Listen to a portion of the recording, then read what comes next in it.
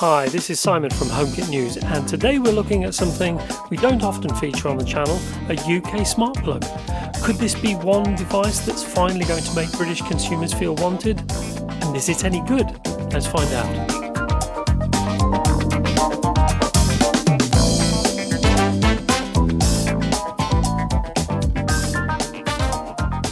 So, beginning with what's going to be a quick unboxing, what we have here is a UK variant of the smart plug by Meross. Sort of, I'll explain in a bit. It's Apple HomeKit compatible, of course, as is shown on the front, as well as having compatibility with both Amazon Alexa and Google Assistant. So it's actually by Meross, although it's branded on the box as Meross for some reason. That said, it's identical in every single way to the Meross product available on Amazon. So let's open the box and have a look. It's quite nondescript, like many smart plugs to be fair, but it is larger than I expected. However, here are some basic specs to get started. So both the input and output are suitable for 100 to 240 volts at 50 or 60 Hz. It's a Wi-Fi plug, and as expected it only uses the 2.4 GHz range. It has a physical button on the top and it requires iOS 12.3 or higher, which virtually everybody manages nowadays. As for the plug's physical attributes, it's 66.5 centimeters wide and high, and it uses a Type G socket for the UK and other places, and it's suitable for a maximum of 13 amps.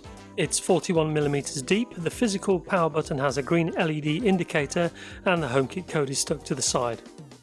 One thing I do like is that the pins are placed on a sort of a plinth. Now this is handy for when you're plugged into a wall socket with switches, as it allows the switches some leeway to be able to actually move. This is something lacking on some devices, it would seem. Quickly moving on to the installation, which I'm going to do via the Home app, and I'm happy to say it was incredibly simple and straightforward, although it did take some time to connect when I initially installed it. Now, as some of you are probably aware, I'm no longer based in the UK, but thankfully I do have enough equipment lying around to still be able to test this Meross smart plug, which in this case is my trusty UK power strip.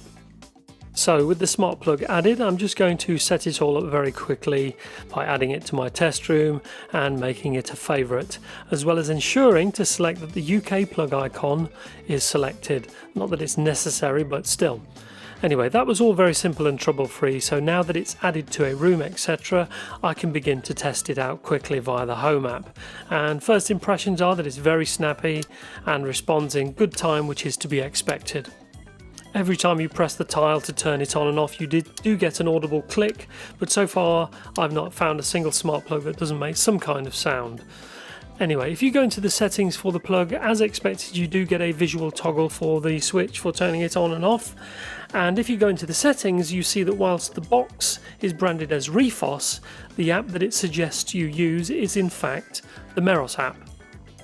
Now, if this wasn't enough to convince you that this is actually a Meross product, just to push the point home, I'll show you the LED indicator that shows up when the plug is turned on.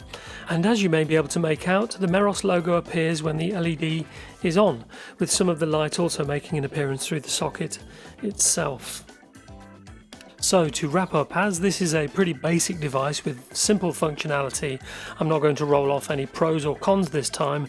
Safe to say that it worked fine in the 2 weeks that I've been testing it out, and whilst it's not something I'll honestly be using myself due to the different plugs we use in Taiwan, for the price it's a no-brainer of a purchase, and if you're in the UK and you want a solid smart plug, this is the one to get in my opinion. Anyway, for the full written review, head over to HomeKit News via the link in the description, and I hope you can come back for the next video. Bye for now.